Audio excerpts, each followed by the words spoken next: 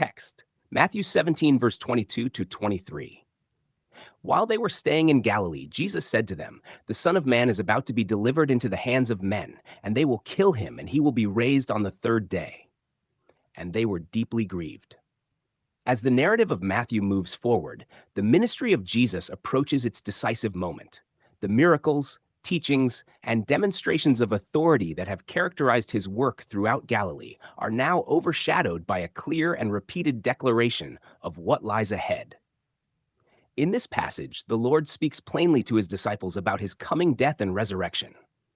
The setting is Galilee, the region where much of his public ministry had unfolded. Here he had proclaimed the nearness of the kingdom, healed the sick, cast out demons, and revealed the authority of heaven on earth. Yet, the purpose of his coming was not confined to signs and wonders. These works pointed forward to a greater act that would accomplish what the law and the prophets had anticipated. Jesus refers to himself as the Son of Man, a title drawn from the prophetic vision of Daniel, where one like the Son of Man is given dominion, glory, and an everlasting kingdom. By using this title, he identifies himself as the representative who stands at the center of God's redemptive plan. The one destined for glory is first described as one who will be delivered into the hands of men. The phrase "delivered into the hands of men" reveals the unfolding of divine purpose through human actions. The betrayal, arrest, and condemnation that would soon occur were not random events, but part of a predetermined plan. The religious authorities, the Roman power, and the crowds would act according to their own intentions. Yet through their actions, the deeper purpose of God would be accomplished.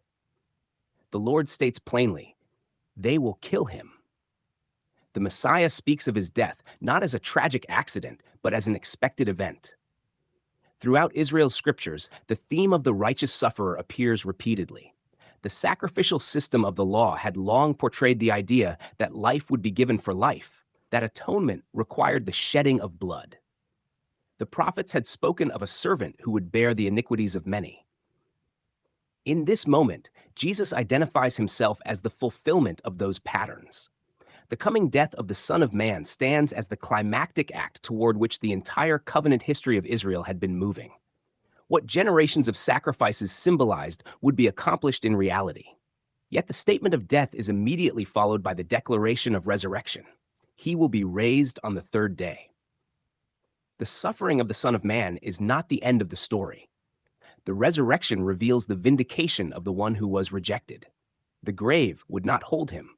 The one delivered into the hands of men would be raised by the power of God. This resurrection is presented not merely as a miracle, but as the confirmation that his work was complete. The law had testified against sin. The sacrificial system had continually reminded Israel of guilt, and the prophets had spoken of a coming resolution. When Jesus rose from the dead, the testimony of the law and the prophets found its fulfillment. The third day language echoes numerous patterns within the scriptures, moments when deliverance appears after a period of apparent defeat. The resurrection becomes the divine declaration that the work of redemption has been accomplished. Despite this clear statement, the disciples respond with sorrow.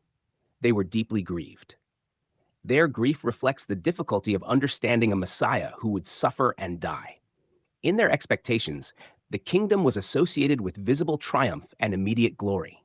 The idea that the Messiah would be killed conflicted with their understanding of how God's promises would unfold. Their sorrow also reveals the tension between present perception and unfolding revelation. Though Jesus had spoken plainly, the meaning of his words would only become clear after the events themselves occurred. The death and resurrection would illuminate what had previously seemed impossible. At this point in the narrative, the disciples hear the words but do not yet grasp their full significance. The statement of resurrection is present, yet the weight of the predicted death overshadows it in their minds. Only later would they understand that the cross was not defeat, but the very means through which the promised kingdom would be secured. Thus, this brief passage stands as a clear announcement of the central event of the gospel narrative. The Son of Man would be delivered, killed, and raised. In those three movements, betrayal, death, and resurrection, the entire redemptive story reaches its fulfillment. Matthew presents this moment as a solemn turning point. The ministry that began with proclamation and miracles now moves steadily toward Jerusalem, where the events described by Jesus will soon unfold exactly as he declared.